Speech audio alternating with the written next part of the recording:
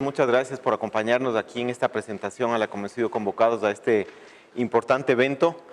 En esta mañana nosotros vamos a comentarles un poquito de la acción y de la actividad que como Banco de Desarrollo tenemos en América Latina. Somos originalmente denominados Corporación Andina de Fomento porque nacimos del seno del Acuerdo de Cartagena, que consolidaba 5 países pequeños: Bolivia, Colombia, Ecuador, Perú y Venezuela. Pero a partir del año 90 hemos ido ampliando nuestra capacidad de acción y ahora son 19 países miembros, incluidos España y Portugal, país de origen de mi colega Antonio Morales, que hará la presentación después de que yo termine. Y hemos logrado pues una presencia importante en América Latina, especialmente en el financiamiento de infraestructura, agua, saneamiento, riego, energía y financiamiento al sector privado. Todo con el fin de apoyar el desarrollo de nuestros países miembros. Mi nombre es Emilio Uquilla, soy el director representante del banco en México y en esta ocasión me acompaña Antonio Morales, quien reside en Lima y ha venido específicamente a conversarnos sobre la parte de los principios de la gestión del agua y el impacto que tiene en el sector agrícola. Yo les quiero hacer una breve presentación de lo que es CAF para que ustedes puedan tener un poco en el radar. Ahorita me estaban presentando algunos industriales, algunos empresarios relacionados con el sector agrícola y el agua y sinceramente me di cuenta que no tenían idea de quién se trataba CAF. Es por eso que yo me voy a permitir unos minutos de comentarles quiénes somos.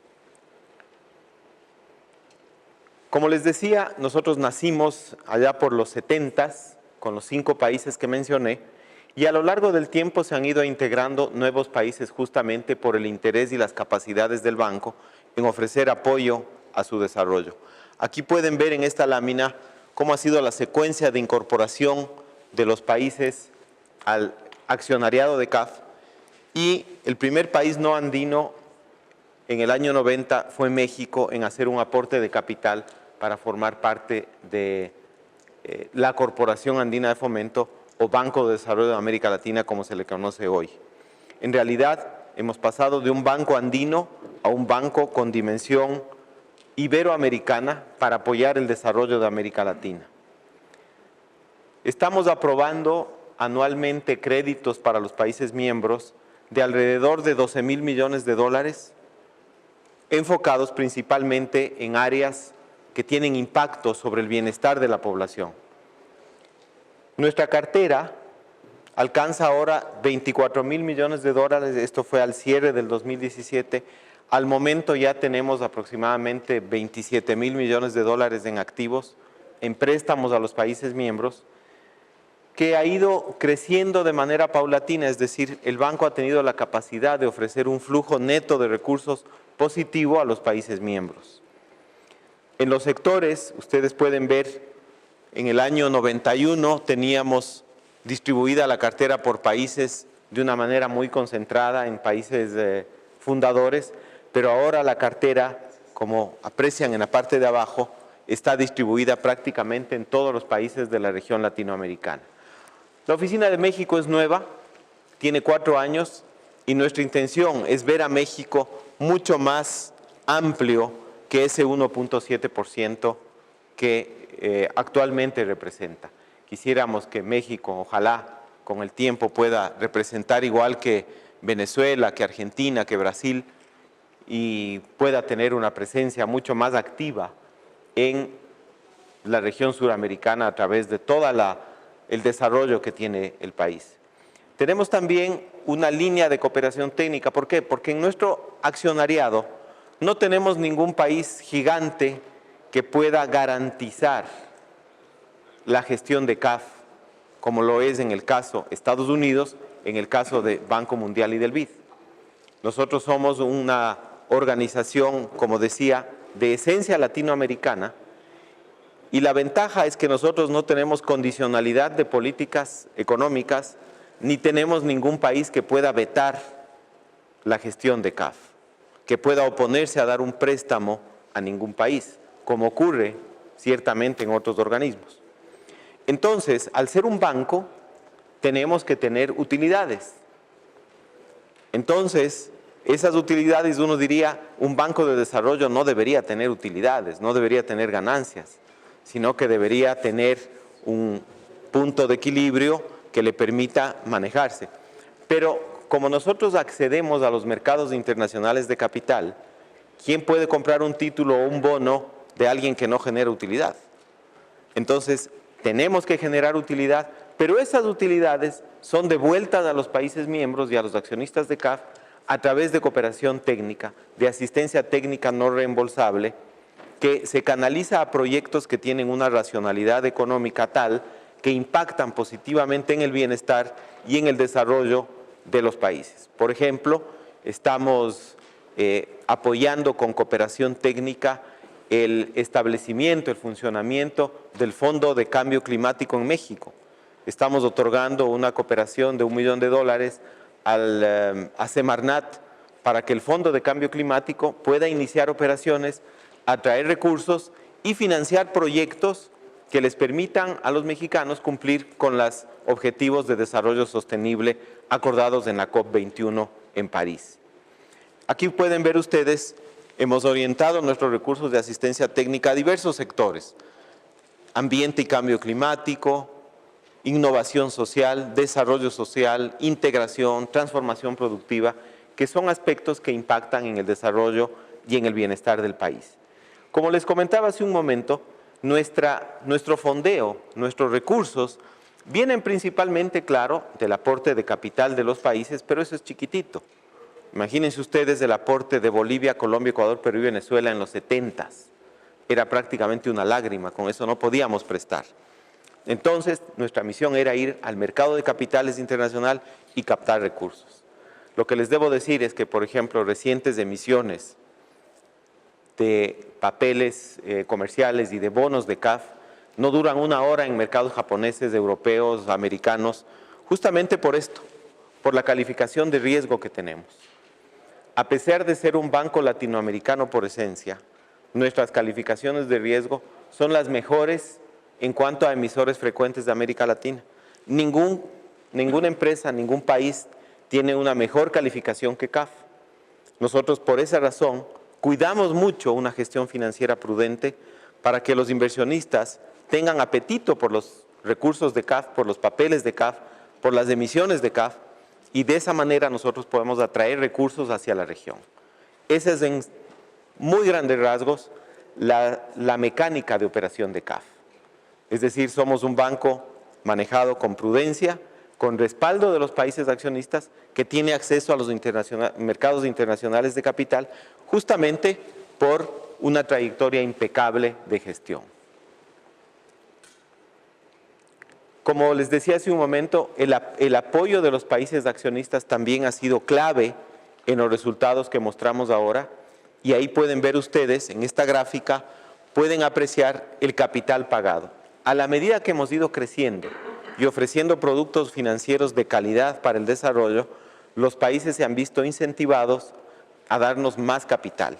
Y es por eso que ustedes pueden ver aquí una trayectoria ascendente de los aportes de capital de los países, que ciertamente no es tan alta, es un monto de $10.000 millones frente a una cartera de 24.000, pero la gestión prudente de CAF, la confianza en los mercados internacionales ha hecho que esos recursos se multipliquen y por lo tanto se multiplique el apoyo a los países miembros. Financiamos proyectos como, por ejemplo, ya les comentará Antonio, proyectos de riego importantísimos que han cambiado la geografía agrícola, por ejemplo, en Bolivia. Financiamos proyectos de recuperación de áreas afectadas por el cambio climático. Recuerdo, y perdonen que les hable de Bolivia, pero hasta hace 7 meses yo era representante de CAF en Bolivia, pero el cambio climático en ciertas épocas del año se llevaba áreas agrícolas gigantes por la crecida de los ríos.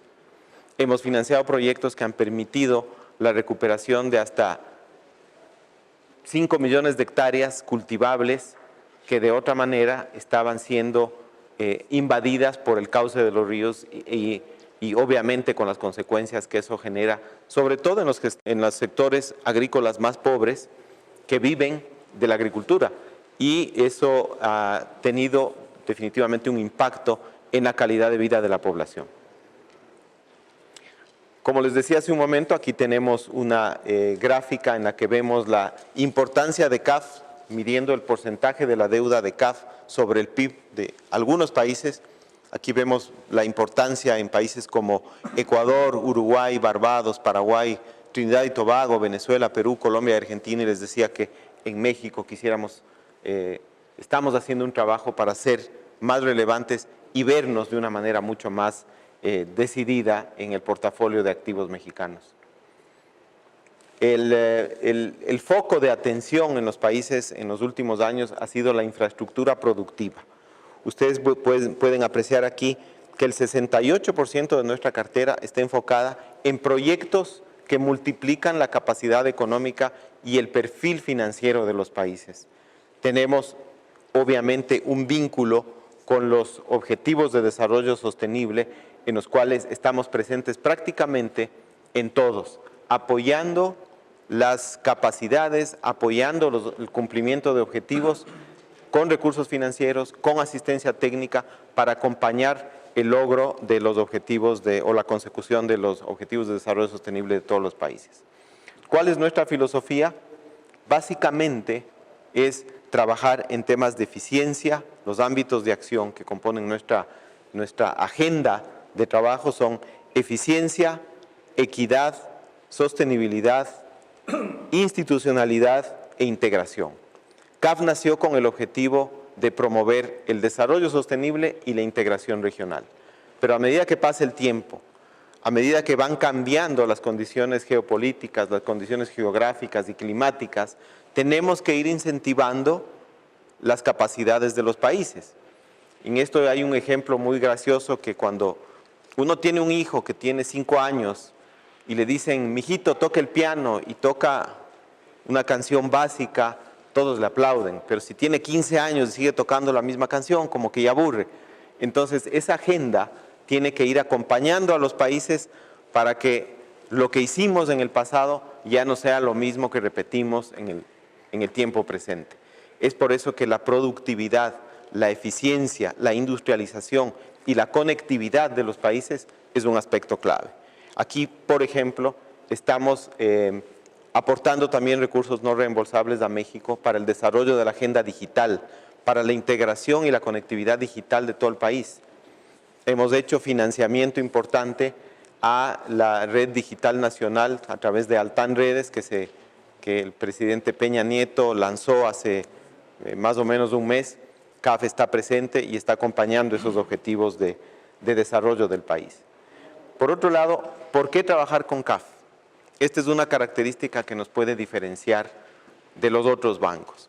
Nosotros, como les decía, no tenemos un directorio permanente que está poniéndole el ojo a qué país le prestan y a qué país no le prestan. Nosotros tenemos un directorio que está conformado por todos los países miembros y que nunca ha negado un préstamo a un país, ni en las peores circunstancias. En las peores circunstancias de crisis, CAF ha podido acompañar al país. Entonces, esta característica de acompañamiento la complementamos con agilidad. A veces un alcalde llega a su gestión, no tiene proyectos, y justamente ayer la vicepresidenta de Argentina, en un evento que se llama Infraestructura para el Desarrollo de América Latina, que se está efectuando este momento en Buenos Aires, ayer y hoy, la vicepresidenta de Argentina decía que reconoce el rol de CAF de anticiparse a la necesidad posible del país para mejorar las condiciones de vida de la provincia de Buenos Aires, por ejemplo. Y decía pues que la velocidad con la que CAF ha podido otorgarle recursos le va a permitir que antes del cierre de su mandato ella pueda inaugurar obras y dar fe de una gestión de calidad y una gestión transparente. Entonces, la agilidad es un aspecto clave. Otro aspecto clave es la sostenibilidad. Entendiéndose por sostenibilidad todos los aspectos ambientales que hacen que un proyecto sea exitoso o no. Porque ahora uno no puede construir una presa de agua si sabe que los impactos de la sequía en el mediano plazo van a determinar que esa presa no tenga agua. Entonces, la sostenibilidad es una característica importante en los proyectos que acompañamos a los países. La transparencia. Hemos estado invadidos del fenómeno de corrupción desde la Patagonia hasta el Polo Norte. Una de las características no negociables o principios que tiene CAF es la transparencia y la ejecución de los proyectos en el más estricto apego a las normas de competitividad, de amplitud y de, valga la redundancia, y de transparencia en la asignación de recursos públicos.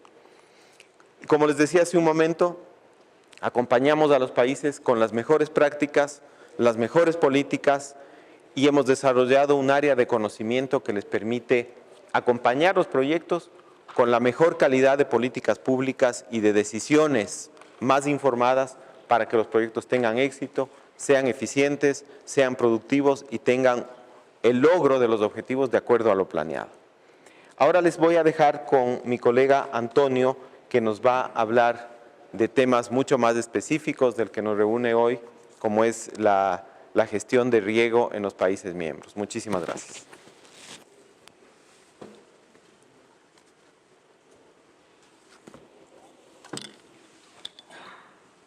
Si te pones en el cinturón atrás.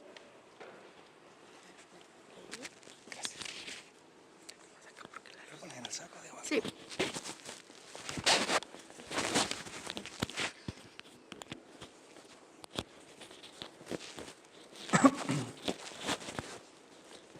Voy a enrollar un poquito para acá. No se preocupe. Listo. Vale. Gracias. Me pongo aquí y me da caso. Bueno, buenas tardes. Y, primero, muchas gracias por su presencia. Yo entiendo que 10 ponencias o 12, me parece que me han dicho, muy interesantes que conviven con este espacio, pues es para sentirse orgulloso que haya un foro bastante razonable de ocupación hoy. Antes de continuar por la excelente exposición de mi compañero Emilio, presentarme brevemente. Yo soy Antonio Morales, soy ejecutivo principal, especialista sectorial de CAF, soy ingeniero por la Escuela de Ingenieros Agrónomos y de Montes de Córdoba, en España, ingeniero civil por la Escuela Politécnica de Cádiz y soy máster en Ingeniería Civil en especialidad en agua por la Universidad de Southampton, en Inglaterra. Luego, toda mi vida prácticamente pues, ha estado en el ámbito del agua y de las obras hidráulicas. Fui funcionario del Ministerio de Medio Ambiente español, haciendo importantes obras de irrigación igualmente, y bueno, pues desde hace 7 años ando por América Latina, pues desarrollando proyectos de este tipo, primero en el Banco de Desarrollo Alemán y afortunadamente desde hace un tiempo en CAF, en la antigua Corporación Andina de Fomento. Yo les quiero pedir un poco paciencia porque en este foro tan técnico hemos tenido la oportunidad de dar un paseo viendo interesantísimas cuestiones, como yo digo, de aguas abajo al final, en la tecnificación última. CAF, como ha contado antes Emilio, por su idiosincrasia, se queda un poquito aguas arriba. Y además la tendencia y un poco la idea de esta exposición, en donde hablamos de estrategias y de objetivos, se puede convertir en algo árido, en algo un poco filosófico. No soy amigo de la filosofía, pero hoy me toca vestir este traje. Estaría más cómodo, seguramente, hablando de temas un poco más técnicos, ¿no? Y retomando lo que o por donde un poco dejó Emilio su parte, nosotros como Banco de Desarrollo directamente tenemos que cumplir con determinados preceptos, queramos o no queramos, y preceptos a nivel macro. Antes de continuar con esto, que son estos ODS, y para que sepan ustedes por dónde quiero encaminarme en esta hora escasa que tenemos, haré una pequeña reseña a nivel macro con los ODS y con los objetivos estratégicos de CAF. Nosotros estamos obligados, igual que los Estados miembros, a, digamos, hacer nuestros y a aceptar, hacer una transposición de esos ODS a los objetivos estratégicos del banco. Una vez que todo eso se hable y que se centre un poco en la agricultura y ya particularmente en la irrigación para tocar un poco el suelo de dónde estamos, algunos conceptos básicos que yo siempre suelo meter porque desconozco cuál es el foro. Es decir, seguramente si aquí hay una cantidad de ingenieros agrónomos, pues lo pasaremos. Pero generalmente tiene también otro sentido que cuando llegue el momento me gustará matizarles. Para, una vez que tengamos esos conceptos básicos con las estrategias, cruzar y lanzar los desafíos, estrategias y objetivos que tenemos mezclados con importantes ejemplos que nos enorgullecen de estar haciendo a lo largo de América Latina. Pero un poco entrando en estos ODS, Emilio ha hecho un pequeño esbozo. Yo les pregunto, porque es una cuestión que se dice mucho, si los aquí presentes tienen relación con los ODS, los conocen al menos, digamos, son parte integrante de su razón de ser en sus trabajos.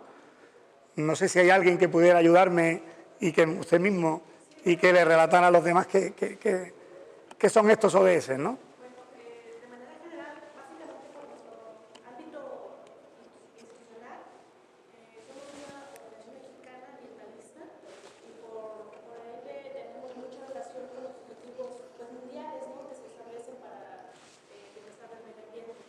Ah. Los objetivos de desarrollo sustentable también son parte ahorita regular de nuestros ejes de trabajo. Ajá. Y bueno, pues nos apoyamos mucho con ellos para Bueno.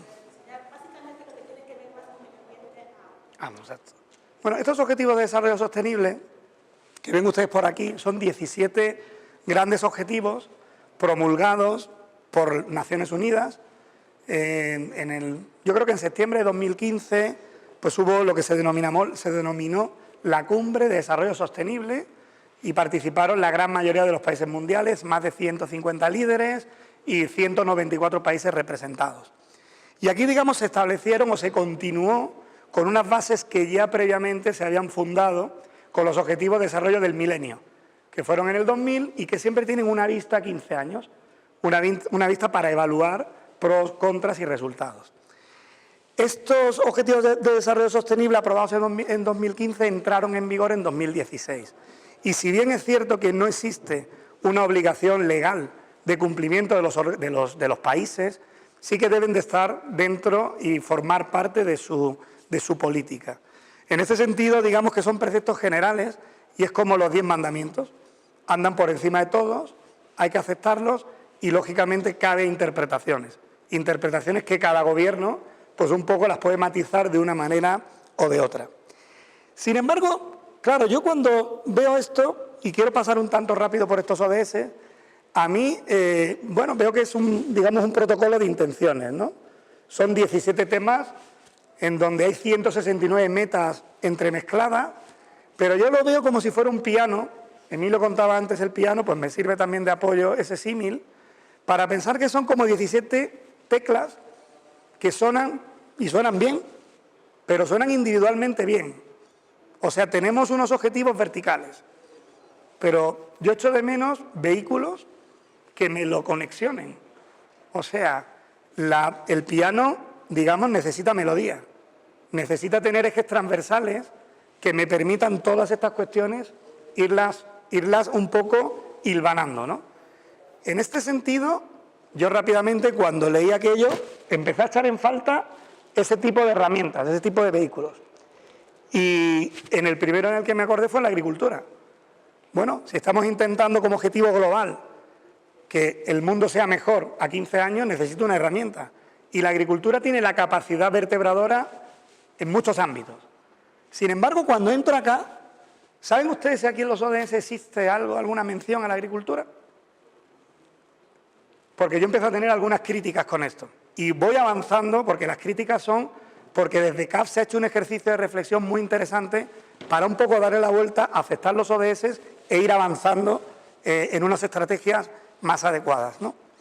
Pero realmente, y leo textualmente, sí que hay una mención a la agricultura, concretamente en el ODS número 2, que dice textualmente, si lo encuentro,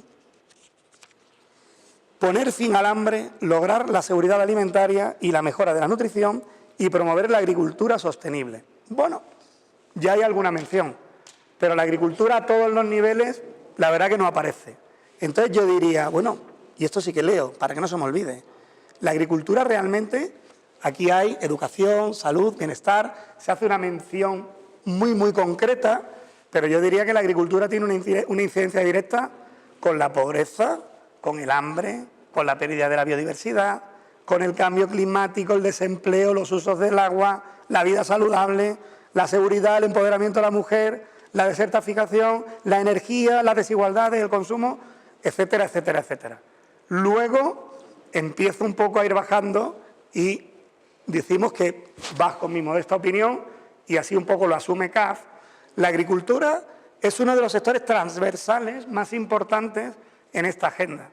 La verdad que está un poco huérfana esta agenda de una mención. Y hay una segunda crítica, un poquito mayor, que querré hacer a continuación. Es un elemento básico, por tanto, en la fijación de los objetivos de desarrollo sostenible y es un vehículo para vertebrarlos.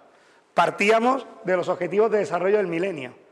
Es decir, los objetivos de desarrollo sostenible heredan lo bueno o lo malo que de aquí se produjera y necesitamos este vehículo. Sinópticamente, este coche que nos va a llevar, o este carro que nos va a llevar de un inicio donde estábamos al fin. Sin embargo, este vehículo hay que cuidarlo también. Desde CAF empezamos a meterle atributos a esta cuestión. La agricultura tiene problemas extrínsecos. Por ejemplo, lo que ha comentado Emilio. Y tenemos que intentar cuidar ese vehículo. ¿Cómo? Si tenemos problemas ambientales, tenemos problemas problemas de inundaciones extremas, eliminación de suelos, pues, evidentemente está afectando de una manera extrínseca a la agricultura. Y problemas intrínsecos, lógicamente, malas prácticas, usos abusivos de agua, etcétera, etcétera. Por lo cual, nuestro vehículo tiene que cuidarse bien. Y yo siempre digo que la agricultura es dicotómica, es decir, tiene dos caras. Bien hecha, vertebra, es buena. Mal hecha, sin embargo, podemos encontrarnos pues, con precariedades, agriculturas itinerantes, etcétera, etcétera. Claro, desde aquí, ¿cómo hemos pensado desde CAF asimilar y ponerlo dentro? Emilio ha contado muy brevemente cuáles son los 5 objetivos estratégicos de CAF. Y los objetivos estratégicos de CAF han sido un ejercicio de reflexión para intentar medir atributos, más que intentar tener rayas verticales que por sí mismas tampoco dicen nada. Yo, por ejemplo, hacía una reflexión.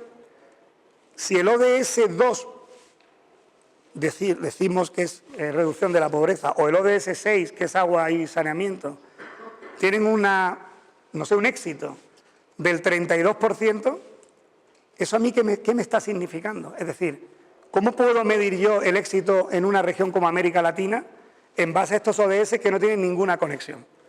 Con lo cual, de CAF se hizo la reflexión, siguiendo el símil musical, decir, bueno, consideremos que nos han puesto una orquesta sinfónica en donde le viene dada a CAF. Nosotros no sabemos nada, eso está muy por encima, muy en macro, y han habido grandes mandatarios que han decidido que tienen que haber 7 violinistas, 2 tubas, una trompeta y un piano. Bueno, hágase.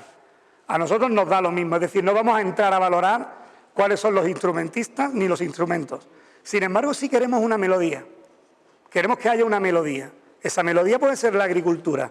Yo quiero tener ahí una partitura que suene, pero lo que tiene que sonar tiene que ser medible. Yo no voy a entrar en qué. Digamos, lo desconocemos, lo damos por hecho.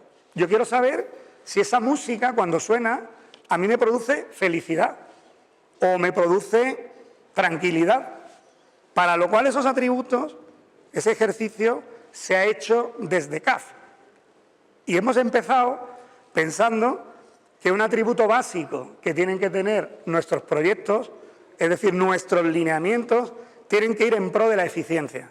Oiga, yo no entiendo si es el ODS 8 o el ODS 12, me da igual. Por cierto que la medición y el éxito de estos ODS será de una manera local. Cada país miembro evaluará cuál ha sido el éxito, con lo cual todo es bastante heterogéneo y poco fácil de medir. Sin embargo, algo que sea eficiente, sí tenemos argumentos para verlo. Una eficiencia basada en que claramente lo que utilice sea lo justo y lo razonable para producir lo que quiero. Ese es el sentido. Y evidentemente tienen que ser las infraestructuras eficientes, tiene que haber eficiencia en pro de la competitividad y de la productividad y del desarrollo económico. Queremos una región potente, una región resiliente, una región que avance y tiene que ser eficiente con estos objetivos. De igual manera, el segundo atributo que hemos visto es la equidad. La equidad en una región en donde es la más inequitativa del mundo. Aquel diagrama de Pareto en donde el 20 tiene el 80, pues yo creo que aquí todavía es peor. Aquí el 5 tiene el 90. Es una inequidad social importantísima. Entonces, todas las actuaciones que desde CAF se hagan, toda esa melodía que se intente tocar, tiene que tener siempre un punto de medición que sea la equidad. Nosotros somos un banco de desarrollo, no una banca privada. Si lo que hacemos no lo hacemos pensando en que cualquier actuación tiene que mirar la equidad, estamos un poco desvirtuando nuestra razón de ser. De igual manera, la equidad tiene que apoyarse, por ejemplo, en determinadas cuestiones que las favorezcan. Evidentemente, actuaciones en agua y saneamiento pueden ser más potentes para intentar lograr equidad que a lo mejor cualquier otra de carácter cultural, por así decirlo, o a lo mejor no. Pero tiene que ser equidad en pro de poblaciones vulnerables, tenemos que luchar por intentar equidad de la educación, en la patente de nutrición crónica y en la inclusión financiera. Estos serán, digamos, subejes que el banco tiene siempre presente a la hora de analizar las posibilidades de inversión. Estarán presentes cuando se analice si será un crédito o no será un crédito. La sostenibilidad, como base, estamos hablando de desarrollo sostenible y tenemos que ser sostenibles. Se ha puesto, yo la he pintado aquí en medio, con un objetivo claro, digamos, por estar en el corazón.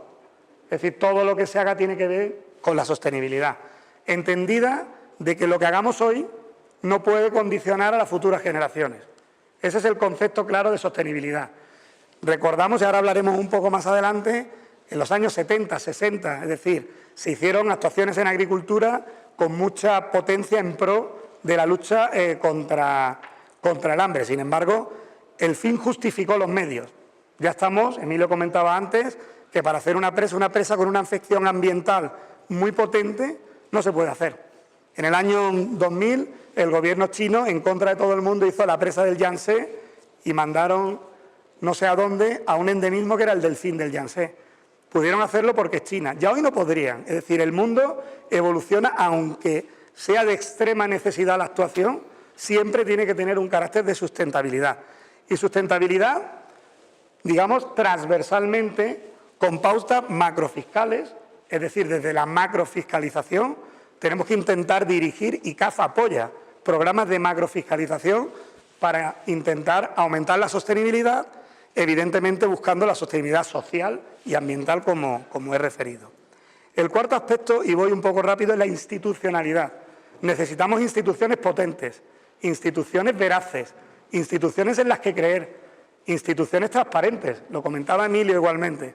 La institucionalidad es básica.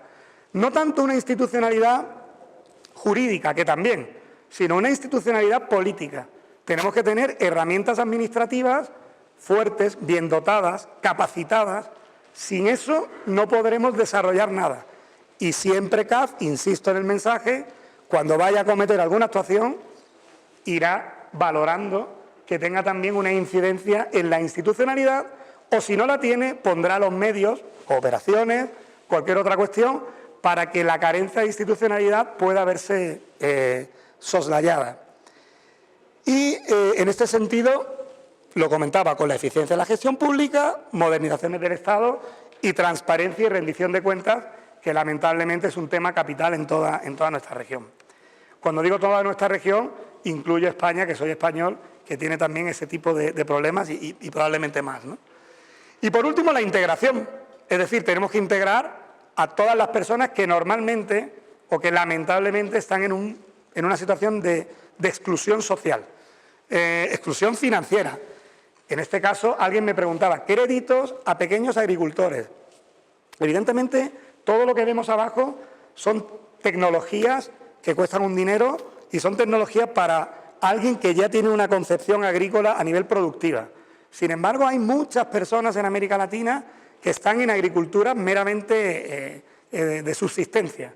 Es decir, darle herramientas y nosotros dotar y luchar porque haya inclusión financiera, acceso a ese tipo de herramientas, acceso a la energía, a la interconectividad. Alguien me contaba hace poco que uno de los grandes problemas en la educación no son los docentes en algunos lugares, sino es la falta o la incapacidad de acceder con rapidez en muchos lugares a determinados cursos, determinadas formaciones que cada vez más se van dando en plataformas digitales. Esto no recuerdo los datos, pero creo que era pues 1/3 la capacidad de acción y de conexión de un latinoamericano frente a un estadounidense o un europeo. Evidentemente, eso es un fenómeno claro de no inclusión y tenemos que luchar por ello. Y por último, bueno, cuestiones ya comerciales, en donde sí que tenemos que tener siempre presente que nuestra región debe crecer también desde el comercio. Es decir, tenemos que intentar apoyar una comercialización responsable. No podemos exportar quinoa y que alguien nos la envase y después se consuma en el Perú. Es decir, aquí hay que darle un poco una vuelta. Entonces, estos son, digamos, pues los 5 ejes, objetivos estratégicos que tiene CAF, tocados un poco en esa sensación de esa melodía que nosotros estamos buscando cuando toca nuestra orquesta sinfónica, ¿no? Pero claro, aquí también tenemos el mismo problema. Sí, esto está muy bien, pero me sigue haciendo falta algo que me hilvane algunas estrategias, algunas herramientas, vehículos que yo pueda un poco lanzar como, no sé, como un producto que sea capaz de conectarme en mayor o menor medida, pero que transversalmente me conecte todo esto.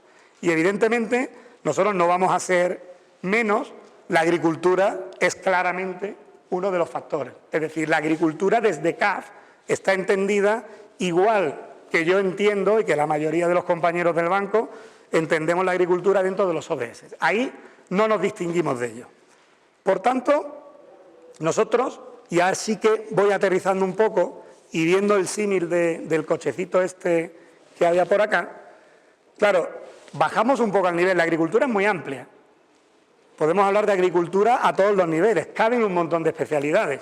Mañana aquí se organiza, en lugar de una expo riego sustentable, no sé, una expo tierra y edafología, y seguramente nos sorprenderían la cantidad de gente que empieza a contarte las bondades y las no bondades de miles de productos que puede haber al suelo, o de cuestiones de fertilización, etcétera, ¿no? En este caso, bajamos al riego. Nosotros, y yo ya en particular, yo dependo de la Vicepresidencia de Desarrollo Social. Hay otros compañeros en el banco que tienen otras áreas.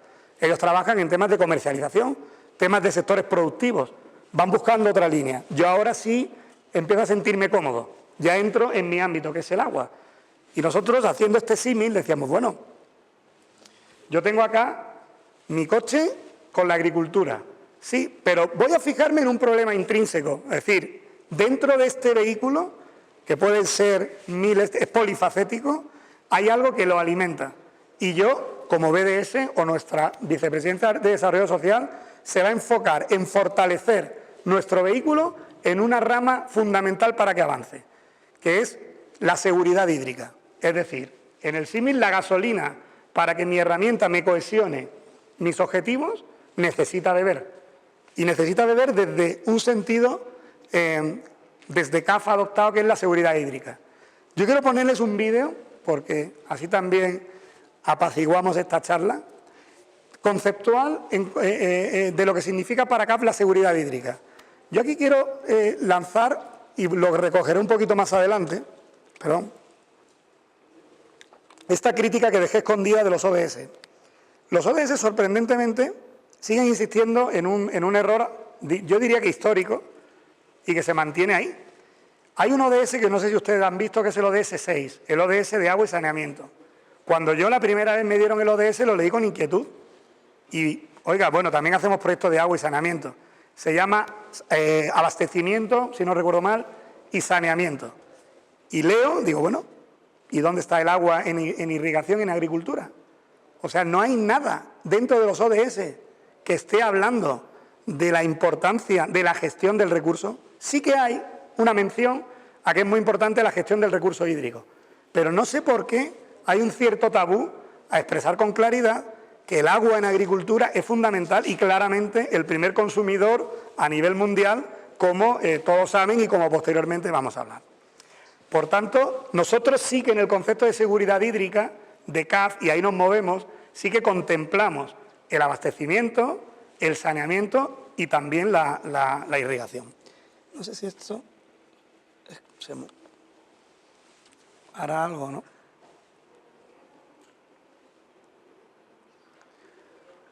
Estos son los problemas del directo.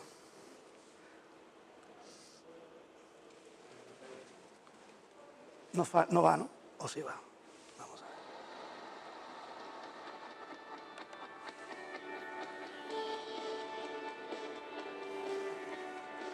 No.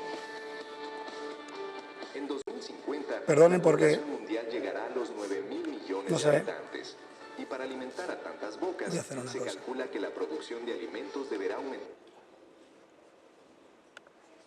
¿Algo pasó?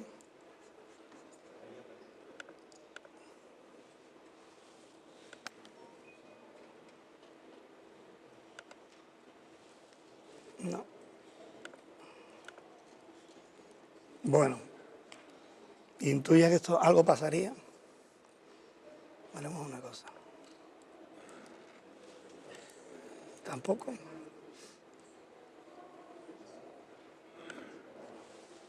Sí, parece que ahora sí.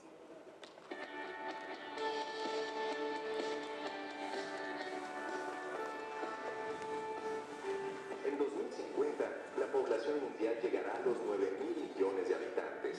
Y para alimentar a tantas bocas, se calcula que la producción de alimentos deberá aumentar un 60%.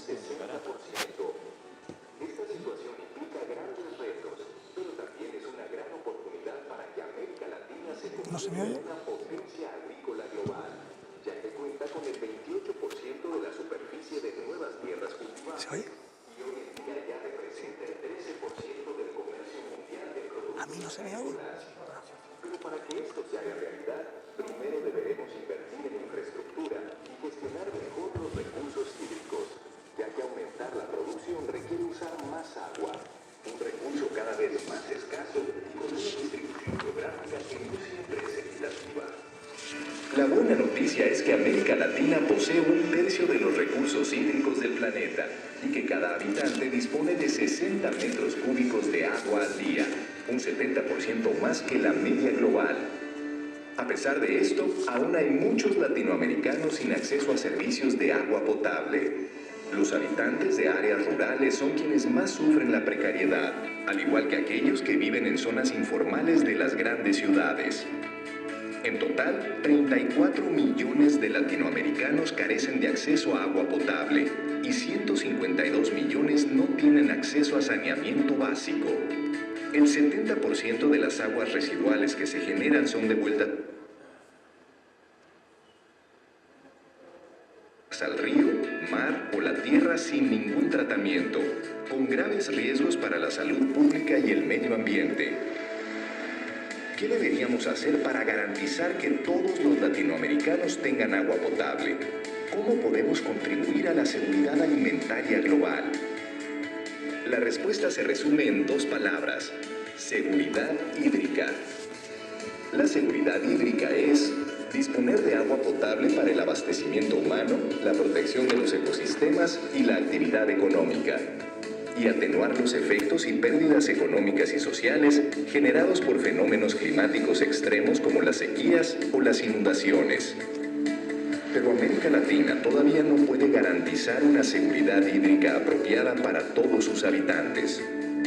Por eso, en los próximos años, los países de la región deberán mejorar las infraestructuras necesarias para llevar agua a los lugares más desfavorecidos y para mejorar la eficiencia de la producción agrícola.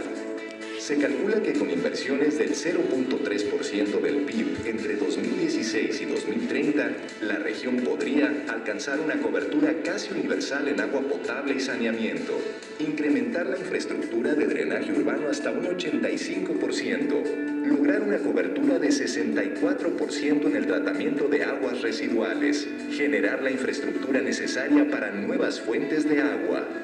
Estas inversiones serán imprescindibles para lograr que América Latina se convierta en una potencia agrícola mundial y para mejorar la calidad de vida de todos los latinoamericanos.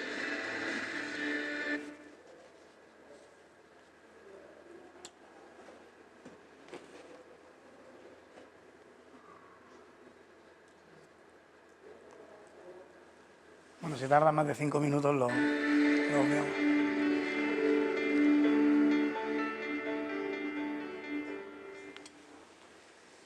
Bueno. Esto salgo de aquí. Y seguimos por... ¿Perdón?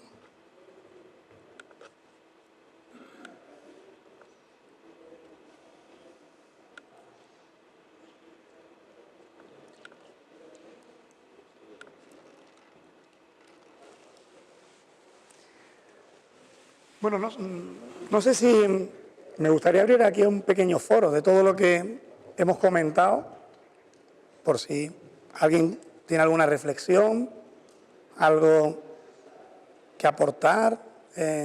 Fíjense que yo creo que aquí vale un poco todo, porque es una interpretación un poco filosófica traspuesta a nuestra organización en pro, ahora veremos algunas cuestiones, de actuaciones concretas que tenemos. No sé si... ¿sí? Quisiera hacer un comentario general para ubicar en un contexto que a mí me ha tocado vivir desde hace 10 años en un distrito de riego. Los distritos de riego en México son organizaciones de productores que deben administrar el recurso agua para seguirlo usando, para que sea sostenible. Y bueno, uno de los problemas que se ha observado es que las cuotas de riego que pagan los agricultores no son suficientes para mantener y tener una buena operación. Digamos con una problemática muy general de la agricultura en México. Ajá. No sé si tengan algún comentario al respecto. Cuando dices falta de cuota es falta de agua o falta de capacidad económica para pagarla. El costo es muy barato, entonces el distrito pues, tiene pocos recursos para mantener. Claro, yo creo que eso es un problema, pero no solamente de la agricultura, es un problema del abastecimiento a potables igual. O sea, nosotros nos enfrentamos en América Latina en general, en todo lo que tiene que ver con el agua, hay un concepto de entendimiento que el agua, entre comillas, puede ser gratis. Alguien me decía un día, el agua la manda Dios, y el otro contestaba, ya, pero lamentablemente no la manda entubada. Entonces, bueno, no es tan fácil, ¿no?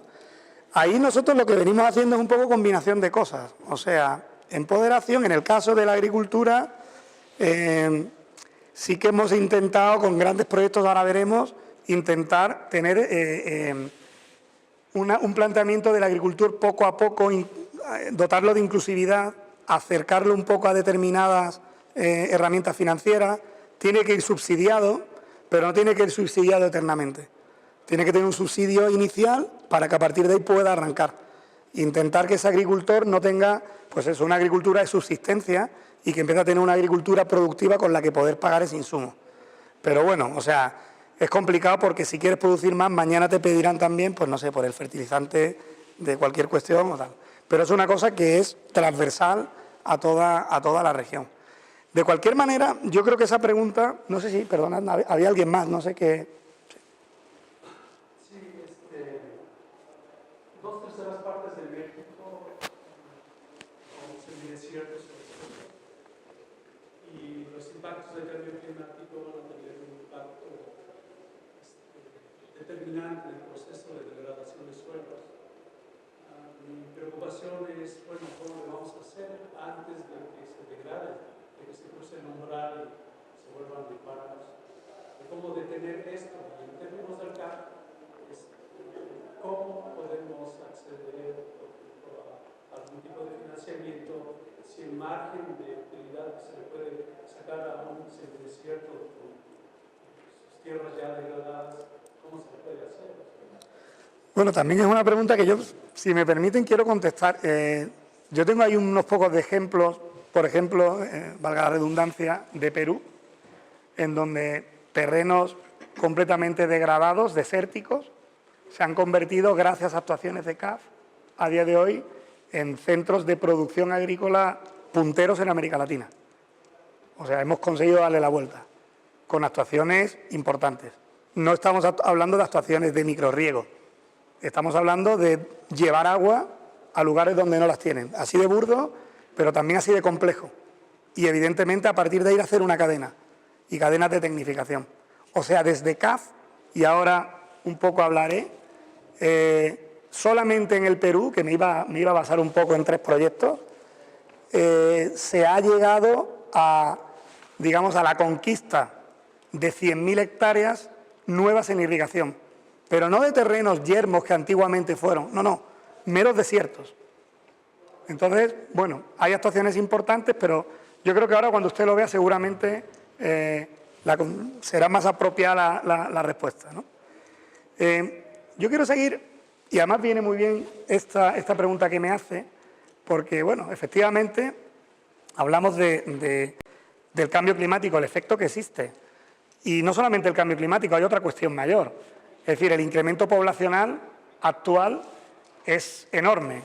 No sé, hablábamos de, probablemente a primeros del siglo XX, pues no había ni 4.000 millones de personas, vamos por 7.500 o por 7.000 y se prevén que para 2030, 2040, pues puedan haber ya 8.000 personas en la Tierra. O sea, esto es una circunstancia que la humanidad nunca ha visto.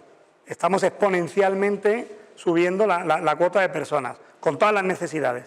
Y evidentemente una necesidad prioritaria es el agua, ¿no? Entonces, claro, si la población actual, bueno, yo ponía un ejemplo, México, que es populosa, o sea, 120 y tantos millones, solamente llega al 9% de la población mundial. Pero claro, los 600 y pico latinoamericanos, pues también se quedan difuminados entre la cantidad de gente. O sea, pensamos un poco como mirándonos al ombligo que somos el mundo, pero el mundo es mucho mayor. Y la realidad es que el cambio climático y todas las afecciones están por encima de nosotros. Está a un nivel más macro y están afectando permanentemente a todas las cuestiones del agua, ¿no? Comentaba antes, sí, en los años 70, bueno, inicialmente la historia, ¿no? En el siglo XX, al principio, ya, digamos, se terminaron los terrenos con vocación agrícola per se. Es decir, aquel terreno en donde yo sembraba, caía agua, tenía capacidades edafológicas adecuadas, tenía temperaturas buenas y eso sembraba, eso se fue. Y a partir de ahí la humanidad fue pensando, bueno, voy a ir conquistando lugares que inicialmente no tenían una vocación potente en agricultura. Pero claro, eso se logró de una manera hasta que el crecimiento subió. Yo creo que sí que se ha logrado en los años 70, 80, todavía salían hambrunas inmensas en África. Eso, bueno, pues hubo una concienciación y hubo una productividad a tope, apretando el acelerador. Y ahí sí que el fin justificó los medios. Cualquier tipo de fitosanitario lo que hiciera en pro de tener una despensa que abasteciera. Claro, hemos seguido avanzando y hemos visto que esa fórmula, pues no se puede, porque esa fórmula lo que va a hacer es peor el remedio que la enfermedad. Y hay que hacerla de manera sustentable. Y yo creo que en ese sentido nuestras actuaciones a nivel macro, a nivel de traer agua, tienen que ser sustentables y aquí estamos en una expo de riego sustentable, ¿verdad? Entonces, claro, yo comentaba antes esto, ¿no? Estas gráficas, que las he obtenido aquí de Agua.org, que es una organización de México, y vemos cómo aproximadamente en el 2010, para una población de aproximadamente 7.000 millones de personas en la Tierra, estamos extrayendo casi 4.000 kilómetros cúbicos de agua al año. Eso es una barbaridad. Eso es una barbaridad. Pero encima, y ya en mi crítica total a estos ODS, resulta que aproximadamente el 70% va a la agricultura. Y con otra particularidad, la FAO decía que en 2011, en todo el mundo, el 19% de la tierra cultivable tenía un riego con una cierta tecnificación para producir el 40% de todos los alimentos. O sea, de toda esta cantidad de agua que se saca, tecnificada hay poquísima. Y en América Latina mucho menos. Luego hay un trecho importantísimo. No tenemos recursos y en el camino perdemos, no sabemos gestionar y tampoco se le presta atención. Yo hacía un ejemplo mental y decía, bueno, de los 4.000 kilómetros cúbicos, esto, el 70% más o menos, pues son 2.800 kilómetros cúbicos al año, que son como 2,8 billones de litros. Ya empezamos a movernos en cifras así un poco difíciles de digerir, pero haciendo un ejemplo yo decía, bueno, y utilizo lo fácil, ¿no? Pues digo, 10 metros de calado por 100 metros de anchura en un canal, yo lo mando 2.800 kilómetros de longitud y estoy dándole la vuelta a la Tierra, me parece que son pues cerca de 400 veces. Eso, así para tener una idea, es el agua que se utiliza para la agricultura cada año a nivel mundial. Y con pérdidas del 50, del 60 y el 70% de optimización. O Por tanto, estamos ante un reto. No tenemos agua y la que tenemos la malgestionamos. Y encima, lamentablemente, no está en la agenda de preocupaciones principales de las organizaciones mundiales. Por tanto, es importante, y cuando se habla también de pequeños agricultores, no obviar cuestiones que yo siempre digo aquí, parámetros, no sé, supongo que a lo mejor aquí habrá algún agrónomo, y a todos se nos olvida. Empezamos a gestionar, vamos, avanzamos, y llegas a pequeños agricultores, y no solamente es que valga mucho el agua, es también cómo enseñarles a gestionar. Cada cultivo se hace de una manera, aunque sean cosas primarias, ¿no? Yo recordaba, y lo recuerdo a veces, todos estos ratios, ¿no?, en los requerimientos de agua que tiene el cultivo. Oiga, esos pequeños conceptos, no me quiero entretener porque no tenemos tiempo, pero la eficiencia, el Irrigation Water Requirement, tenemos que tener unos conceptos, la evapotranspiración, hay cosas que tienen que estar siempre en el cuaderno del agrícola o del que intenta ser agrícola pero que asiste. Entonces, aquí también se da otra dualidad que nosotros tenemos en CAF. Es decir, no solamente vamos al macroproductor que puede abastecerse, ahora contaré algún proyecto, de grandes infraestructuras. Vamos al pequeño. Pero al pequeño no basta con darle agua. Al pequeño también hay que enseñarle. Entonces hay un ejemplo que siempre pongo, que es el síndrome de mejor que sobre que no falte. Da igual, si tengo agua, tire agua. Mejor que sobre. No, mejor que sobre no. Porque no solamente es que no lo va a usar bien, es que además tiene todos los problemas que ya sabemos. Pues encharcamientos, en el momento que tengas una arbustiva vas a tener hongo seguro y evidentemente problemas de salinidad, etcétera, etcétera, etcétera.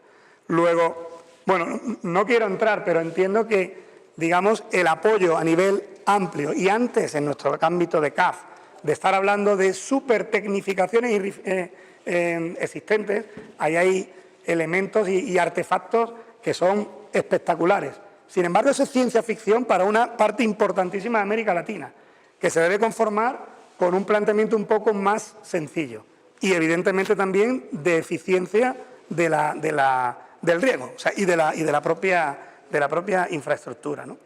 Yo quiero poner un ejemplo sencillo de esto, y a mí me ha pasado en algún lugar que hemos llegado en donde, bueno, ¿y usted por qué riega? ¿O qué riega? Eso está mucho antes de ponernos a ver artefactos que son capaces de medirte la fertilización y enviártela en una onda sinusoidal. Son cosas más sencillas. Desde CAF también hemos dicho que tenemos que incluir, tenemos también que formar a las propias administraciones regionales. Hay personas con mucho interés, pero que lamentablemente no tienen la formación básica. Nosotros estamos intentando capacitar permanentemente. Pero esto es un ejemplo que yo creo que se los transmito para que ustedes hagan el ejercicio cuando a lo mejor algún paisano en alguna pequeña chacrita, en algún lugar, les haga la consulta, porque al final redundará en su bien y también se le implicará una conciencia entendible. Y esto es bastante sencillo. Yo ponía el ejemplo del cultivo de maíz en Inglaterra, un sitio que conozco bien. Dice, muy bien, el maíz, por decir algo, más o menos, o el trigo, entre 300 y 900 milímetros en temporada de crecimiento, tiene 4 meses de crecimiento y hay una cosa que es la evapotranspiración, o sea, las plantas necesitan transpirar, y necesitan transpirar porque eso es una fase básica de la fotosíntesis, que es con lo que comen. O sea, es una maravilla de la ciencia, es probablemente la planta lo más eficiente que se conoce en optimización de uso de luz, uso de agua, uso de CO2 y oxígeno, pero necesita transpirar. Y necesita transpirar a ser posible en su potencial, porque si la planta sufre estrés, evidentemente deja de producir. Cierra eso que se llaman los estomas, ya no transpiro y ya, pues mire usted, no tengo ganas ya de producir, lógicamente. Es como aquello de, pues, me duele la cabeza. Pues si le duele la cabeza, no tenemos nada que hacer, ¿verdad? Claro, yo multiplico y digo, bueno, 4 meses por 31 días por los 3 milímetros que tiene el día de evapotranspiración, la necesidad en evapotranspiración son 372. El agua de lluvia que es capaz de llegar, si aproximadamente hay 1,75 milímetros al día en el verano inglés, multiplicado de nuevo por 4 y por 31 son 217. Y la diferencia son 155. Ok, ¿riego o no riego? Un momento, yo tengo capacidad para medir y la humedad media en un suelo en Inglaterra en el verano inglés está entre los 150 y los 200 milímetros. Por lo cual, ¿riego o no riego? Hay quien riega, porque como el agua la cojo y la tiro, pero claro, oiga, pues no riegue, no puede regar. No debiera regar, salvo que sea inusualmente seco ese verano. Un ejemplo, y no he puesto Lima porque no quiero, pero pongo la otra ciudad que es, bueno, yo creo que es la primera ciudad más importante en un desierto, la segunda es Lima. En este caso es al contrario. Entonces, bueno, entre 300 y 900 milímetros, 4 veces, aquí ya tenemos el doble de evapotranspiración, es decir, las condiciones climáticas son muchísimo más adversas, pero todo esto que yo estoy aquí pintando, cualquiera en un ratito puede asesorar y es un asesoramiento que vale un peso a la hora de cualquier pequeño agricultor. Haciendo las mismas cuentas, y esta diferencia evidentemente está mal, porque son 144, no 217, no llueve en el verano, digamos, del Cairo, egipcio, nada. Tienen unos requerimientos de evapotranspiración enormes. Evidentemente, aquí, claro que tengo que regar. Y hay herramientas muy sencillas para intentar relacionar todas estas necesidades que tienen las plantas, esta evapotranspiración, con las capacidades de lluvia. Esto en una formulita de 2 minutos, en la FAO tienes una página que te las da. O sea, con un prontuario elemental se puede ir chacra a chacra y se puede jugar un poco a ese pequeño agricultor a apoyarlo. O sea, en este sentido, yo he bajado bastante más el nivel en cuanto a que CAF tiene esa dualidad. Tiene la dualidad de incentivar el comercio, de incentivar grandes actuaciones, pero por otro lado también nos enfrentamos a programas pequeños, como un Mi Riego, en donde lo que estamos es intentando sacar de la agricultura de subsistencia a intentar que la agricultura familiar empiece a ser una agricultura, entre comillas, empresarial. Y hace falta tener una cierta tecnificación y un conocimiento. No vale decir yo planto esto porque lo plantaba mi bisabuelo y yo riego así pues porque llevamos regando toda la vida así. Y mi práctica agrícola es esta pues porque yo lo hago. Evidentemente aquí hay una componente social. Y siempre que acudimos a hacer cualquier muestreo, cualquier cuestión, vamos acompañados de sociólogos para intentar tener una idea de todo lo que es la necesidad y todo lo que es un poco no ofender a esa hipotética tradición. Pero bueno, en el fondo tenemos que lanzar el mensaje y es una labor importante. Dicho esto, y voy a ir rápido para pasar a algunos de los...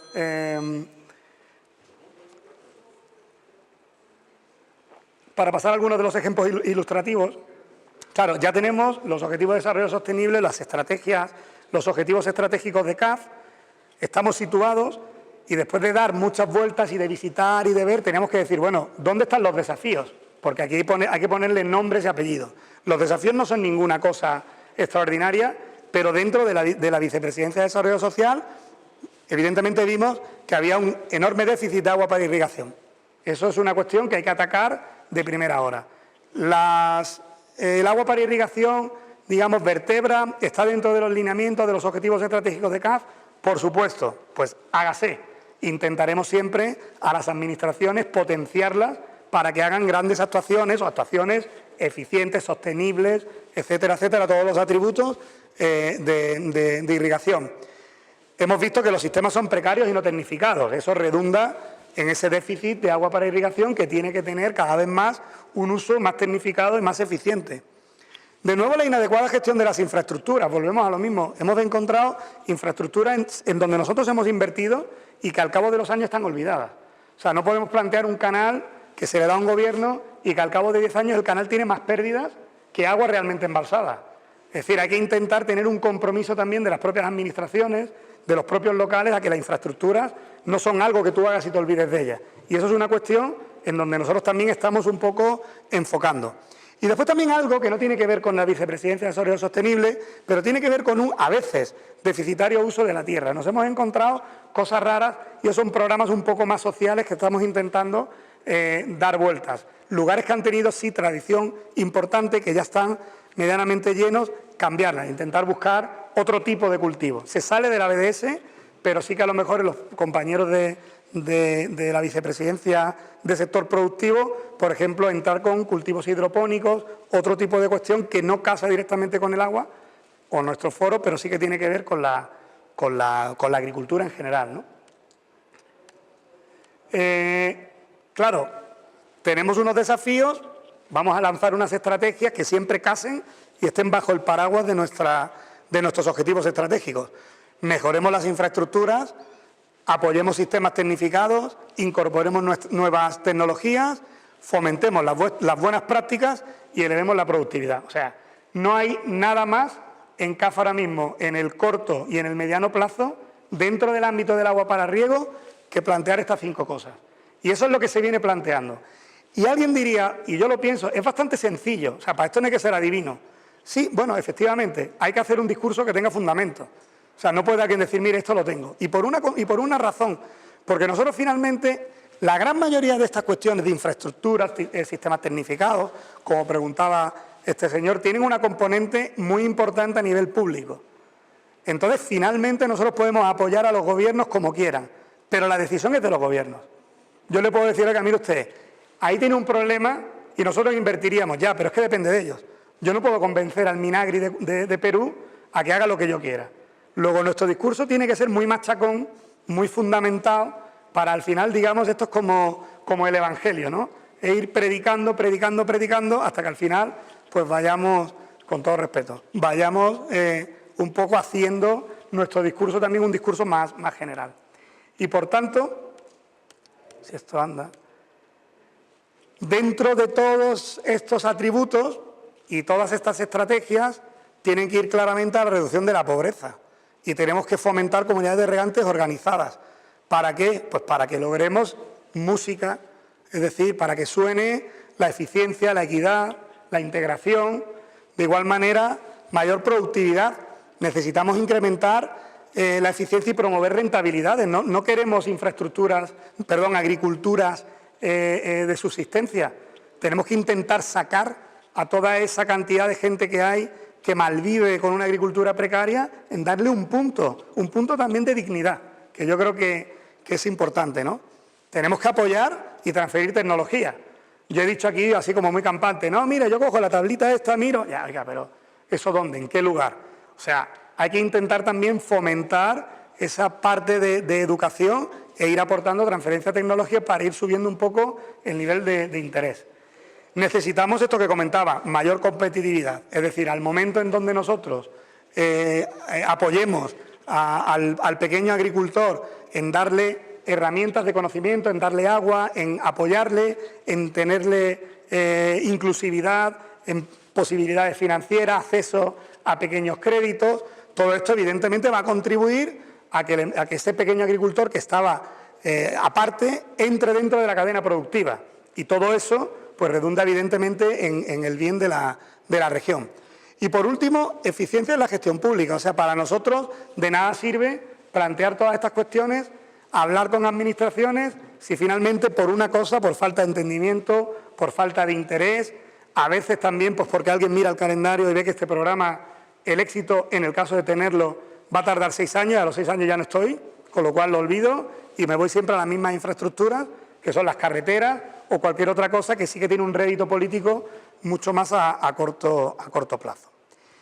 Por tanto, nosotros dentro de nuestros objetivos, claro, ahora me gustaría un poco centrar en determinados proyectos que hemos hecho. Hemos hecho proyectos, digamos, con todas estas estrategias en pro de estos objetivos y tenemos actuaciones realmente interesantes. En Bolivia, Mi Agua o Mi Riego, en Panamá hay un plan maestro del agro, determinadas adecuaciones de tierras en Colombia y estos proyectos especiales en Perú que yo les quiero contar un poco. Yo entiendo que todavía tenemos tiempo, ¿no? Para que ustedes vean un poco esas zonas improductivas, deterioradas, suelos completamente marginales, cómo con actuaciones importantes pues se les ha dado completamente la vuelta, ¿no? En este sentido, voy a empezar con estos proyectos especiales del Perú y ya bajo al ejemplo, es decir, a lo que desde CAF... Una pregunta, perdón, ¿el banco siempre trabaja con los gobiernos de los países? ¿Siempre? ¿Y sector privado? ¿También? Sector privado también. Lo que sí que, digamos, y también buena la pregunta porque, es decir, nosotros no podemos sacarnos un conejo de la chistera. ¿En qué sentido? No podemos financiar todo aquello que queramos. Tienen que estar muy claramente marcados en los lineamientos que yo he contado antes. Es filosofía, pero la filosofía, digamos, son nuestros mandamientos. Por eso todo lo que hagamos tiene que tener pues esa transversalidad con esas cuestiones, ¿no? En el caso del Perú, que no sé si alguno lo conoce, a lo mejor sí, que haya podido visitar, ¿no? Haya podido visitar Perú. Perú tiene una idiosincrasia geográfica singular y muy marcada, ¿no? Tiene una franja litoral, que hay por aquí donde sale la flechita, este 7,2 milímetros, que es una franja que está en la falda, en el piedemonte de los Andes, y es donde se concentra la gran mayoría de la población. Eso da al Pacífico, es llano, y al muy poco, hablo de kilómetros, empiezan las faldas de los Andes. Esa zona es una zona absolutamente desértica. Uno va andando por allá y da igual que empiece desde abajo, desde Ica hasta Piura, que es el norte, lo que encuentra son dunas. O sea, si cierra los ojos, alguien podría pensar que está en un desierto o en un semidesierto. Es así. Y claro, cuando alguien mira la pluviometría, evidentemente ve que con 7,2 milímetros al año poco se puede hacer. Por contra, y esa es la, digamos, singularidad, todo lo que sale de los Andes hacia la cuenca denominada Atlántica, pues entre otras cosas, no solamente en el área peruana, sino en otros lugares, tiene tal cantidad de agua como para crear pequeños riachuelos como el Amazonas. O sea, toda la concentración de agua se empieza a formar en la parte alta de la cordillera y fundamentalmente en la vertiente pacífica. Claro, a primeros del siglo XX empezaron a surgir voces que empezaron a alertar de las deficiencias de agua y de las necesidades. Y por otro lado también de las posibilidades que ofrecía captar el agua de la cuenca atlántica y traerla a la pacífica. Bueno, en principio todo eso parece un poco ciencia ficción, porque ¿cómo es posible encomendar o hacer esas obras? Primero, encomendarlas ¿a quién? No sé si sabía si había plata suficiente, porque evidentemente son actuaciones de un impacto económico importantísimo. Y después también lo mismo, es decir, son actuaciones a largo plazo. Empezar a invertir ahí una cantidad de millones para no llegar a ningún lugar, pues la verdad que hay ministros a los que les tiembla el pulso, ¿no? Pero bueno, afortunadamente, pues con la ayuda de una entidad como CAF, el gobierno peruano decidió, a través de unas fórmulas que se llaman participaciones público-privadas, que es una buena manera de incluir el sector público con el sector privado, y esa sinergia desde CAF sí que se ha empujado mucho.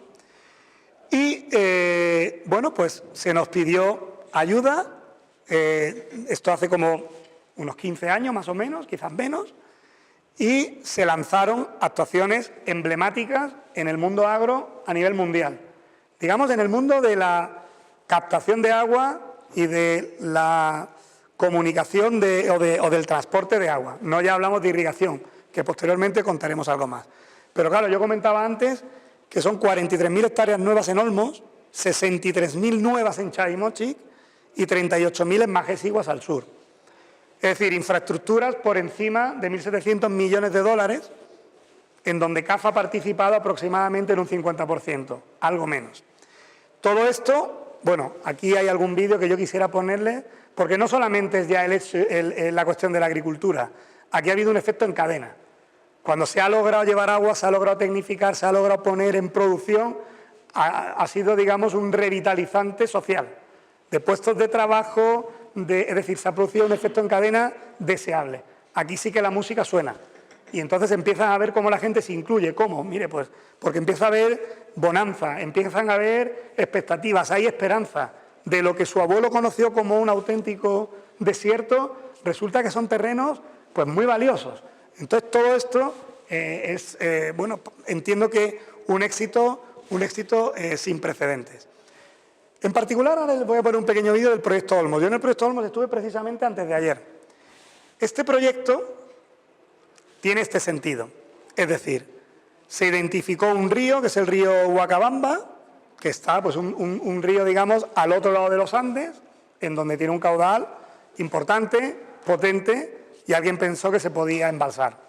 Y efectivamente, se embalsó y se hizo la presa del Limón. Al que le guste la presa, es una presa no demasiado grande, eso embalsa unos 40 hectómetros cúbicos, o sea, prácticamente regula y almacena para no demasiado, una presa de grava con núcleo de hormigón y que, bueno, tiene un manejo bastante razonable. Esa presa está concedida, es decir, se hizo por una alianza público-privada. Bueno, lo digo en bajito, bueno, y la verdad, la operan bien y la construyeron bien, que fue Odebrecht. Ese es uno de los problemas paralelos que tienen todo este tipo de de infraestructuras, que son esos entes extrínsecos que yo comentaba que puede tener nuestro vehículo de agricultura. De ahí se hace un túnel y todas las obras están en el mismo concepto. Una presa, digamos, del lado atlántico de los Andes, un túnel trasandino, en este caso de unos 15 kilómetros. Todos estos proyectos están concebidos y se les llama proyectos multipropósitos. Y son proyectos multipropósitos precisamente porque intentan abogar a una eficiencia lo más alta posible. Tienen que ser polifacéticos. O sea, si es posible, que no solamente traigan el agua y me la lleven. Si por el camino nos entretenemos y también favorecemos algo, hágase. Y efectivamente aquí hay un par de saltos para generar energía, no recuerdo ahora mismo de cuánta producción. Y posteriormente también lo que se ha venido usando han sido los propios cauces. Ahí hay cauces, quebradas, permanentemente secas, estacionales. Hay que gestionarlas bien. Yo creo que esa es una asignatura pendiente de los gobiernos, porque cuando han venido fenómenos como el Niño, esas quebradas que estaban secas se han activado y ya no han sido capaces de soportar el agua que venía del trasvase o que venía de esta presa, con la que de una manera inesperada ha llegado. Pero todo esto es un poco el sistema. Una vez que llega a la parte de abajo, son canales tradicionales de riego, canales trapezoidales, balsas en donde se regula y después un par de nervios principales de abastecimiento a toda la zona. Para nosotros es un lujo. A mí no me ha dado tiempo a traer fotos, pero pondré un pequeño vídeo. Si ustedes entran, la producción que hay allí es tremenda. Ahora también, cuando termine, haré un pequeño énfasis en cómo fue la figura financiera de todo esto. Pero en el fondo, terrenos que no valían nada, se subastaron y se subastaron por precios importantes. Es decir, el reclamo de la infraestructura ha hecho que el precio de esa tierra baldía que nadie quería, pues pasara a valores de 3.000, 4.000, 5.000 dólares por hectárea y ya no queda ni un solo metro cuadrado. Luego, ahí ha habido una gestión muy adecuada y además todo eso se está devolviendo al gobierno peruano, con lo cual, en este caso también hay una eficiencia del recurso económico, ¿no? Como tenemos problemas con el vídeo, voy avanzando y ahora pongo un vídeo de Olmos o de Chavimochi, que yo creo que son proyectos de los emblemáticos. Este es otro proyecto igualmente fascinante y aquí sí que era más complejo. Estamos hablando de un proyecto ya existente que se abastecía de una presa, que es la presa de Condoroma, y todo lleva el mismo sistema. Aquí teníamos el río Colca y los ríos Colca y Apurímac, que son ríos muy caudalosos y que se proyectaron sendas presas. Primero la presa de Condoroma y ahora hay proyectada otra presa aguas arriba, que bueno, estamos un poco en proceso de que se lleve a cabo, porque lo primero que se hizo fue una primera fase con la presa de Condoroma, se hizo pues un túnel transandino y todo el agua fue derivándose por una serie de quebradas existentes, para llegar a un último tramo, que es toda esta zona 3 y 4, que es la derivación Yucya-Siguas, que actualmente está en irrigación. Fue tal el éxito del proyecto que se decidió hace no demasiado tiempo, en 2010, acometer una segunda fase. Todo esto tiene su complejidad, se pensó en ampliar la presa tiene problemas en el aliviadero y se decidió llevarla a otra presa que está en el entorno de 4.500 metros de altitud. Yo he ido una vez, está en construcción, pero lamentablemente esto por otro tipo de problemas está actualmente parado y confiamos en que se paralizó hace 3 meses por una desavenencia con el concesionario, que confiemos en que arranque. Pero ha sido buscar otra infraestructura en el mismo lugar para intentar dotar de más agua, no a lo existente, sino a lo que queda al otro lado, porque todavía existían pampas y había avidez por parte de empresas y de agricultores medios por tener aquí tierras en las que cultivar. Hay un factor encadenado. Aquel que compró inicialmente compró menos o por menos, el agua que tiene pactada su precio es menor y evidentemente fue más arriesgado. El que llega después paga más y paga más también porque ya existe una infraestructura logística en la que soportarse. Pero este proyecto va avanzando con un esquema financiero que, insisto, ahora les contaré, y lo sorprendente es que empezamos a tener noticias de zonas que no valen absolutamente nada, que no valían nada, están en el entorno de entre 9 y 10.000 dólares la hectárea. Y aquí se está dando un giro, Se ha decidido, igual que pasó al principio, decir, oiga, no, digamos, aquí ya es todo nuevo. Bueno, vamos a hacer dotaciones mínimas. Y se están hablando de compras mínimas de entre 200 y 1.000 hectáreas. O sea, ahí no había nada y se ha generado un negocio de un montón de millones de dólares solo en ventas de tierras estatales, porque, digamos, estaban deshabitadas. Que evidentemente toda esa venta es uno de los vectores que se inyectan para satisfacer la inversión y para que el gobierno peruano recupere esa inversión. Y el otro que tenemos es Chavimochic. No me quiero entretener demasiado. Yo creo que este es el proyecto, digamos, más importante a nivel de este concepto de irrigación del Perú por la magnitud que tiene. Nosotros estamos financiando la tercera fase, con lo cual esto ya viene rodado desde los años 80 y es un proyecto emblemático en toda la zona. Yo diría que el proyecto más importante al norte del Perú, evidentemente, es Chavimochic, que es lo de Chavimochic, es por la unión de cinco ríos que habían por allá, el Moche, el Chicama, el Viru y el Chá, que no me acuerdo cuál era. Pero es un proyecto también, igual, una zona completamente desértica y a día de hoy hay más de 100.000 hectáreas en regadío. 100.000, incluyendo cerca de 40 que se quieren poner con este nuevo esquema, ¿no? Y por parte de CAF, pues nosotros actualmente tenemos puesto 303 millones de dólares en el financiamiento de este proyecto. Como he comentado, aquí está, bueno, esta es la obra, ahora mismo se encuentra paralizada porque aquí también tenemos a Odebrecht, lamentablemente. Este fue el inicio de la presa, de la tercera fase, que es la presa de Palo Redondo. Y la presa de Palo Redondo está bastante más avanzada. También es una presa de materiales sueltos, yo creo que con núcleo de arcilla, y ahí sí hemos tenido algún pequeño problema porque con la historia esta de los huaicos, que son el fenómeno del niño costero, pues bueno, las ataguías, que son estructuras que se hacen para unos periodos hidrológicos cortos, para trabajar toda esa parte en seco, normalmente no se calcula más de 50 años, como la máxima avenida ordinaria en 50 años se vio desbordada. Ahí hemos estado en temas muchísimo mayores y produjeron una serie de inundaciones en la presa que afortunadamente está ahora mismo a la mitad, pues no han sufrido demasiado daño. Pero bueno, digamos que son actuaciones de un calado importante, ¿no? Y por último, el esquema de financiamiento, como yo comentaba, pues bueno, el Gobierno nacional necesita dinero, a veces ya no necesita. El Perú, lamentablemente, paga los intereses de CAF, o afortunadamente, ¿no? Yo creo que es un país que va teniendo cada vez más fortaleza financiera. Y bueno, pero en este caso, pues digamos, en esta buena concordia de ser CAF una herramienta de todos los gobiernos latinoamericanos y del Perú, por supuesto, pues se le prestó ese dinero siempre con garantía soberana, evidentemente.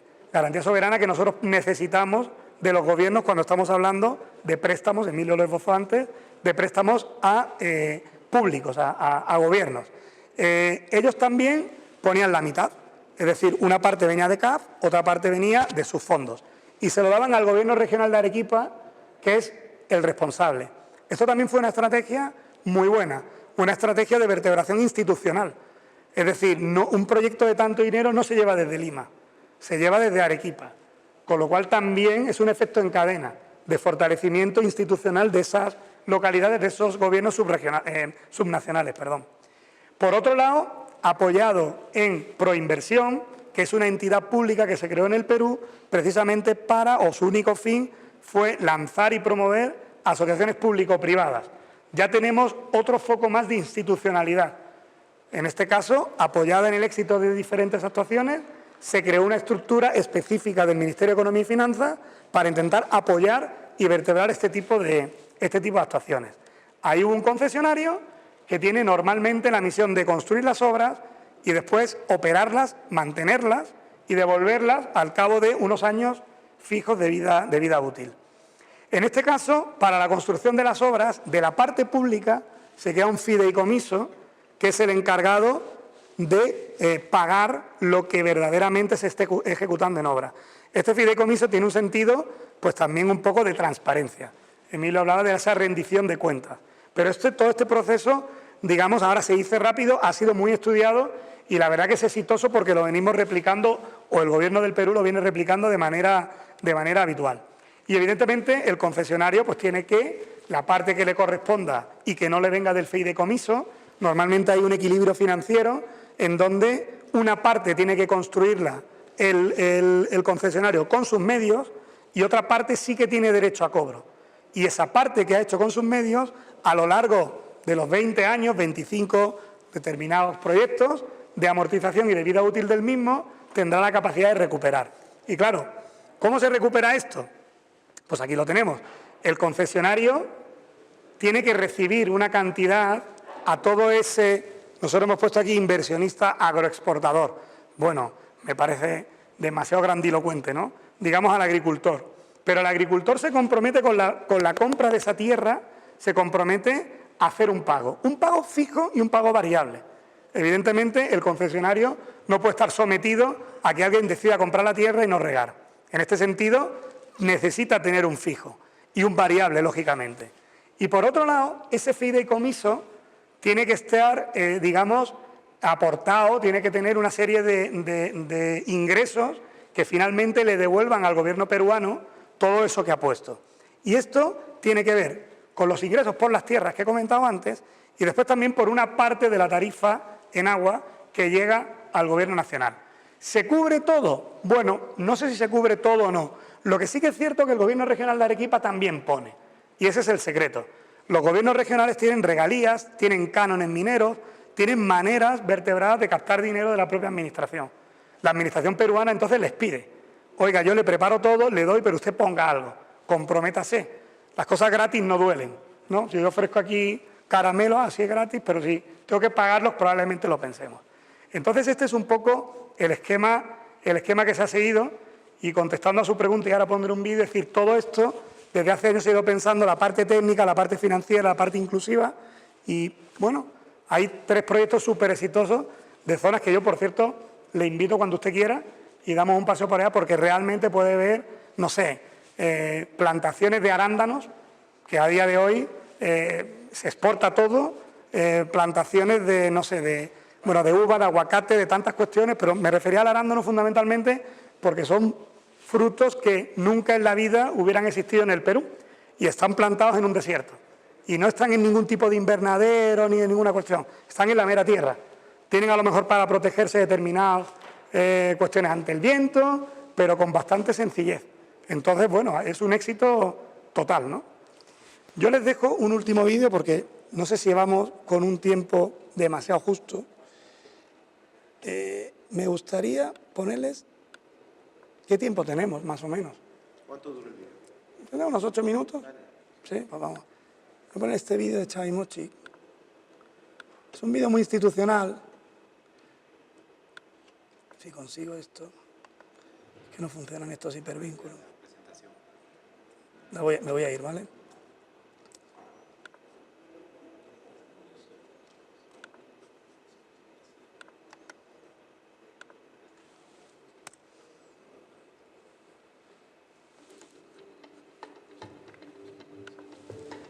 En la región de Libertad, en la costa norte del Perú, se desarrolla una de las más importantes irrigaciones, conocida con el nombre de Chavimochic, que ha transformado los extensos desiertos de Chao, Virú, Moche, en vastos campos productivos con cultivos de exportación.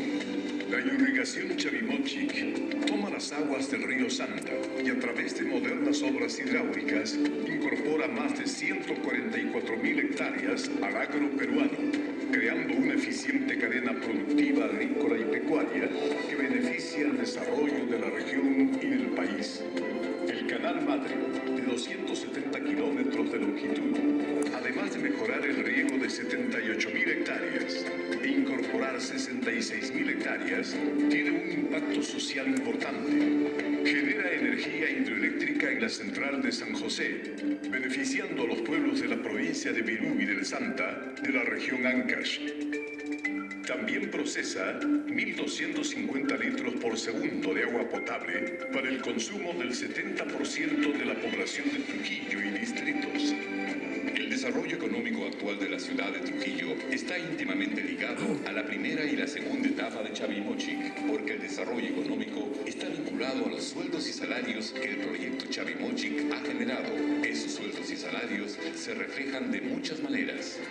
La transferencia de tierras al sector privado ha permitido el desarrollo de una agricultura competitiva y una agroindustria de exportación que ha resultado ejemplar en el país y que viene elevando la productividad a cifras sorprendentes.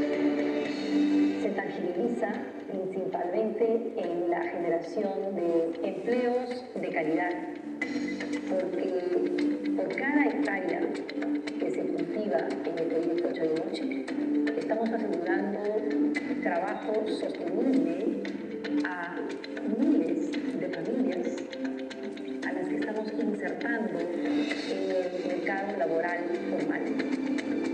El impulso que brindan numerosas empresas ha convertido los antiguos arenales en fuentes de productos de calidad, como el espárrago y la palta, considerados productos bandera del país, que se comercializan en los más exigentes mercados internacionales, con mayores demandas, gracias a los tratados de libre comercio que tiene el Perú con más de 52 países del mundo. Los beneficios de la irrigación Chavimochic en su primera y segunda etapa es que han permitido el desarrollo de, en nuestro caso como Arato Perú, de 600 hectáreas de palta de variedad HAP para la exportación.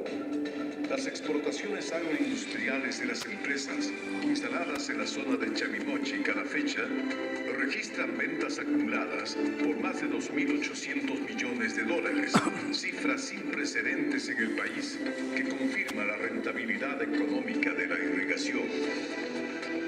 Este desarrollo productivo ha generado a la fecha más de 50.000 puestos directos y permanentes, que deriva en la mejora de la calidad de vida de los trabajadores y de sus familiares, representando un desarrollo con inclusión social. También los valles antiguos de Chao, Pirú y Moche se han visto beneficiados con la irrigación de Chavimochic. Adicionalmente, nos sirvió mucho porque nos exigía que utilicemos la tecnología más moderna y más eficiente para utilizar el recurso que ellos nos daban, que era el agua, logrando lo que hoy día vemos, tener todos estos arenales verdes. Cerca de 30.000 hectáreas cuentan con riego todo el año. Sus productos abastecen la agroindustria de exportación y han reemplazado sus sistemas tradicionales de riego para desarrollar cultivos de exportación. Chavimochic es la atracción, ¿no? Hoy en día, ante los ojos de los grandes inversionistas, nosotros como pequeños agricultores era importante ya estar a este nivel de la tecnificación. Por eso hoy en día nos podemos decir que nuestros productos también tienen el mismo nivel de ellos y ser competitivos en el mercado exterior, y de esa manera pues, a nosotros nos hace más rentable. El beneficio que tiene la pequeña y mediana agricultura está ubicada en los valles viejos de Chavimochic, que ya en parte se está beneficiando con la segunda cosecha. Estamos hablando de más de 14.000 pequeños propietarios que están ubicados en los 4 valles. Trujillo, con la puesta en servicio de la primera y segunda etapas, viene alcanzando un desarrollo económico y urbano de primer nivel que puede apreciarse en diversos sectores de la ciudad, considerada como un buen lugar para hacer negocios rentables. Tercera etapa, proyecto Chavimochic. El gobierno central y la región La Libertad se aprestan a ejecutar las obras de la tercera etapa, que tiene como punto final el Valle de Chicana, incorporando más de 100.000 hectáreas y la creación de 120.000 nuevos puestos de trabajo, ampliando los beneficios económicos y sociales de la irrigación. Con la tercera etapa desarrollada, vamos a tener la posibilidad de generar en Chavimochic 120.000 puestos de trabajo. Las exportaciones, que hoy en día son de 400 millones de dólares, treparán a 1.200 millones de dólares. La ejecución de la tercera etapa del proyecto Chavimochic significa la consolidación de un proyecto de irrigación hidroenergético exitoso en el país. Ahora sale ¿En qué consiste una la foto tercera de etapa? Eleonora y Claudio Gilán. Este ambicioso proyecto de inversión Sale cofinanciado Eleonora por el Silva Estado y Claudio Gilán. consiste en las siguientes obras. La presa presa Palo Redondo, la tercera línea del sifón Virú, la ampliación del canal Madre, Moche, Chicama, Urricape, nuevas tomas en la ampliación del canal Madre, la remodelación de las tomas del canal Madre Chao, Virú, Moche, el sistema de automatización que tendrá un centro de control en Trujillo. La inversión estimada en las obras de la etapa 3 es de 715 millones de dólares. Cuando concluya la tercera etapa, la agroexportación superará los 1.200 millones anuales. Se diversificarán cultivos para los mercados internacionales en constante crecimiento, con estándares de calidad que identifica a La Libertad como región exportadora de productos competitivos para el mundo. Trujillo tendrá más agua potable y energía para su desarrollo. La tercera etapa de Chavimochic ayudará a pequeños y medianos agricultores de Urricape, al norte de Paiján, a iniciar producciones agrícolas sostenibles, y en los valles de Chao, Virú, Moche se incrementarán los rendimientos agrícolas con la promoción de cultivos alternativos, tecnologías, modernizando el sector. El Valle de Chicama cuenta con 5.500 usuarios. Con el proyecto de Chavimochic más o menos estaríamos regando unas 40.000 hectáreas. El principal beneficio va a ser incrementar la frontera agrícola. Eso con dos aspectos fundamentales. Uno, la generación de muchos más puestos de trabajo. Así llegan al doble de posiblemente lo que hay hoy. Y por otro lado, asegurar la alimentación para la población. El Chavimochic no solamente está trabajando para la exportación, sino también en producir alimentos para la seguridad alimentaria nacional. Las universidades locales forman profesionales para atender la creciente demanda de personal calificado, apoyando el desarrollo de una moderna agroindustria en la región. Nuestras universidades hace años están dándonos a la sociedad profesionales de ingeniería agrónoma, profesionales de ingeniería agrícola, agroindustrial, y por lo tanto, por el tiempo que tienen transcurrido, han ido mejorando sus currículas, sus mallas curriculares. Tierra, agua, energía. Es el anhelo de los agricultores que quieren seguir creciendo y que ahora vislumbran a Chavimochic como un camino fértil de desarrollo para ellos y para futuras generaciones. Este es el sentimiento del gobierno regional La Libertad, que impulsa el desarrollo de la tercera etapa de Chavimochic. Tercera etapa, proyecto Chavimochic. Más agua, más inversión, más empleo.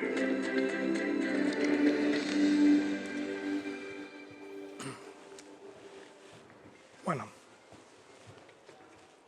yo creo que es bastante elocuente, ¿no? Como dato significativo, el vídeo no es de CAF, así que, digamos, no es una propaganda que está haciendo el banco. Yo entré en internet y alguien me lo pasó, pero hemos visto un montón de casos, de ejemplos en internet, un poco enfatizando en las bondades, del proyecto. Bueno, yo por último, y me gustaría cederle un poco la palabra al señor Uquillas, que es quien debe, que para eso es ni más ni menos que el representante de la entidad acá en México. Yo quisiera decirles que,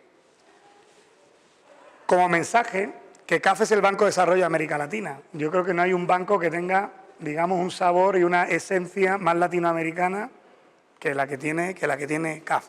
Si me permiten, hispanoamericana. Yo también me llevo un poquito mi trocito. Es un banco de desarrollo, evidentemente, con exitosos proyectos numerosos y emblemáticos en la irrigación. Les he puesto 3 ejemplos, pero podríamos haber continuado. Yo también les invito a que nos conozcan más y si tienen cualquier cuestión, tenemos un departamento de comunicación, tenemos un montón de información que yo creo que es bueno y que la ciudadanía pues también y todos los profesionales nos vayan un poco conociendo, ¿no? Es un banco comprometido con el sector privado. Eso Emilio puede contar, estamos hablando generalmente de una media del 80% público, 20% del privado. De hecho, el proyecto Olmos hay una parte en donde sí que se está financiando al privado en la parte de aguas abajo. Cooperamos de muchas maneras, apoyamos en forma de cooperación técnica, lo refirió Emilio antes, esas utilidades las transformamos y las lanzamos de nuevo hacia América Latina en forma de cooperación a los distintos gobiernos, subgobiernos, para, con sus especialistas, dar respaldo a todas las iniciativas en el caso de que haya carencias. Y, por último, bueno, pues sí que estaría muy interesante que pudiéramos ser un banco emblemático en el desarrollo de México. Yo les agradezco la atención, espero no haber sido demasiado pesado, no les haya aburrido. Era una hora buena para tener una siesta. Le cedo la palabra a Emilio y yo creo que nos queda un espacio un poco, pues si hay que debatir cualquier cosa, estoy encantado de hacerlo. Muchas gracias. Si tienen preguntas, por favor, adelante. ¿No tienes un ejemplo específico de que haya trabajado aquí en México? No. Nosotros no. Estamos deseándolo. Pero de momento, CAF en México ha ido un poco, quizás que Emilio... Como les decía al principio, tenemos 4 años de operación aquí, a pesar de que México fue el primer país no andino en integrarse a CAF. El apetito y el conocimiento que se tiene en México de CAF es nulo. Es por eso que hacemos este tipo de difusión para que ustedes puedan conocer que lo que hacemos en el sur, que también lo podemos hacer aquí en México. Así que de ustedes también depende la presión que puedan tener en los gobiernos locales, el gobierno federal, para que CAF pueda actuar y cooperar con estos importantes proyectos e iniciativas. Una característica muy importante de CAF es su flexibilidad. Nosotros no le traemos el traje para que se lo ponga el mismo traje cualquier persona. Podemos hacer trajes a la medida, de acuerdo a las necesidades del Estado, de la zona y de lo que demanda cada país. Sí, en el fondo. Bueno, para todos, yo creo que muchas gracias por su visita, por su presentación. Como banco de desarrollo en América Latina, ¿qué está haciendo nuestro gobierno federal? O sea, ¿qué líneas de crédito tiene? O sea, entiendo que trabajan ustedes solamente con el gobierno. ¿Cuáles son las agencias que interactúan, si es que interactúan el día de hoy con ustedes? Bueno, al momento tenemos relación con NAFI y Bancomext. Ahora sí, como banco, ¿sobre qué base de tasa de interés están trabajando? Nosotros tenemos tasas de mercado internacional, pero la característica, el hecho de ser una institución, el mejor emisor latinoamericano que puede, es decir, tener una calificación de riesgo AA, nos permite ofrecer expuestos a precios altamente competitivos en el país, en cualquier país en el que operamos, y como son precios de mercado, pues recogemos las condiciones de lo que pasa a nivel global. Por eso nuestras tasas de interés están vinculadas especialmente con la tasa LIBOR a 6 meses, más un margen dependiendo del nivel de riesgo del proyecto y del plazo a que se solicite la operación. La ventaja mayor es tener créditos a largos plazos. Ahora estamos llegando ya a créditos a 20 años plazo con 5 años de gracia. Perdón, acá la señorita tenía otra pregunta antes. Básicamente era saber si dentro del esquema de flexibilidad que manejan también han trabajado con ONGs, alguna parte de sus experiencias anteriores. Sí, tenemos aliados a las ONGs para trabajar en proyectos de asistencia técnica. Sí, bastantes, en muchos ámbitos. Sí. También el banco apoya la elaboración del proyecto, o ya tendrían que estar, digamos, terminados los proyectos. Mira, depende del proyecto. Hay proyectos pequeños a los cuales se les puede financiar con recursos incluso no reembolsables, pero proyectos ya grandes que requieren un gran monto de preinversión ya es con crédito, pero se considera también el componente de preinversión en proyectos. Adelante. Gracias por la plática, muy interesante. Tengo 2 preguntas. Una es sobre la consideración del impacto ambiental que tienen este tipo de proyectos. No se menciona en los videos, pero supongo que en esta perspectiva transversal lo toman en consideración. Entonces, ¿de qué forma en la negociación, en la inversión, toman en cuenta el costo ambiental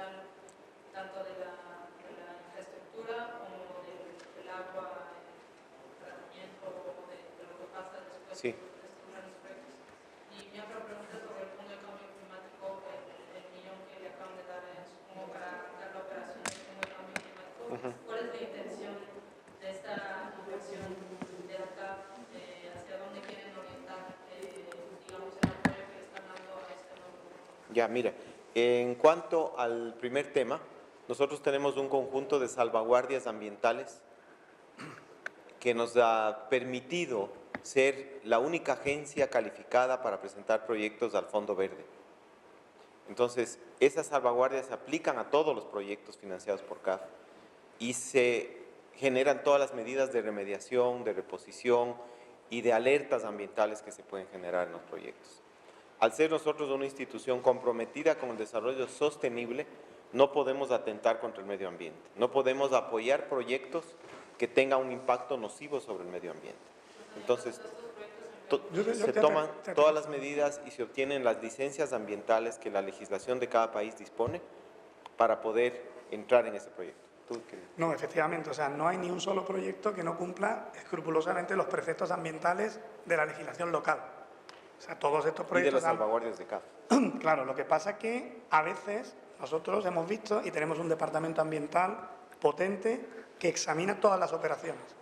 Cuando se firman condiciones, hay momentos en donde nosotros también pedimos complementación a lo que ya exija el gobierno de turno a la hora de emitir, por ejemplo, una declaración de impacto ambiental. Vemos que a lo mejor la declaración, no sé, se queda un poco corta en alguna remediación, o vemos que en el medio plazo hacen falta determinados hitos de control y todo eso se incorpora. Y además también tenemos un sistema, que es un sistema que se llama Calíope, que es un sistema de evaluación de riesgo, pero dentro del riesgo, y además tiene un montón de componentes, es un poco complejo, digamos, tenemos que estar muchas personas de diferentes especialidades reunidas, tanto para el inicio de la operación como para el posterior control. Dentro de todos esos diferentes riesgos, el riesgo ambiental es probablemente de los que más peso tenga y se analiza pormenorizadamente cada proyecto para ir poniendo cortapisas o no, aplicando, exigiendo e incluso dotando cuestiones. O sea, en el punto de vista ambiental yo diría que tenemos como hasta 3 camisas, ¿no? La primera, evidentemente, la legislación local. Digamos, no podemos pasarnos de la legislación local, pero después sí que tenemos sugerencias y a veces se vinculan, evidentemente, los préstamos a muchas cosas, entre ellas a cuestiones ambientales. En este caso, precisamente, los proyectos de Majesiguas, que yo los conozco razonablemente bien, están teniendo una incidencia ambiental muy grande en cuanto a nuestro control. Es decir, hay una persona, un compañero que está permanentemente pendiente y exigiendo a que el concesionario, en este caso, y después el del Gobierno regional, aplique medidas permanentemente que nosotros hemos considerado extras a la propia declaración oficial del Gobierno peruano. En cuanto al Fondo de Cambio Climático, el Gobierno mexicano, como un vehículo para poder llevar adelante proyectos orientados a la consecución de los Objetivos de Desarrollo Sostenible, ha instrumentado este fondo para poder, desde ahí, trazar la política de cumplimiento de los Objetivos de Desarrollo Sostenible y fomentar proyectos de inversión que promueva la consecución de esos objetivos. Es decir, captar recursos del exterior, captar aportes, captar créditos a través del fondo para ejecutar esos proyectos, dar las líneas de política de qué proyectos son elegibles y dar asesoría al sector privado que desarrolla esos proyectos. Entonces, este aporte que hemos hecho al fondo es para echar a andar toda la armadura, digamos así, administrativa y de gestión que necesita el fondo para poder operar. Es, digamos, el primer paso que se tiene que dar para que el fondo empiece ya a actuar de una manera mucho más dinámica que en el pasado. ¿Cuál sería el segundo paso de CAF? ¿Cuál es la intención de CAF de trabajar con el gobierno mexicano a través de este fondo? Bueno, la intención es apoyar al gobierno a que cumpla con los Objetivos de Desarrollo Sostenible. El Fondo Verde normalmente nosotros hemos tenido también acceso, gracias a lo que comenta Emilio, que se ha hecho un esfuerzo muy importante, porque dentro del área ambiental hay un área ambiental de riesgo, un área ambiental, digamos, más institucional, y compañeros que están dedicados expresamente al Fondo Verde. Y todas estas cuestiones del Fondo Verde, por ejemplo, en Argentina, proyectos emblemáticos que se han podido plantear, se han llevado al Fondo Verde y se han obtenido unas posibilidades financieras buenísimas. Eso finalmente ha repercutido en esa tasa de interés que antes preguntaba. Luego, digamos, es un cierre de cadena.